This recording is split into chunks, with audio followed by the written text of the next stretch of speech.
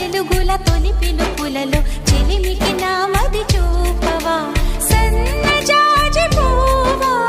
సన్నజాజి పూవా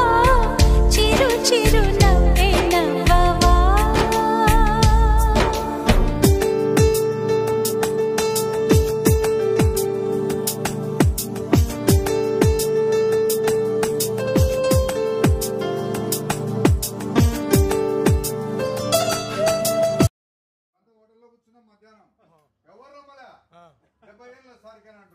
నువ్వు మంజులకు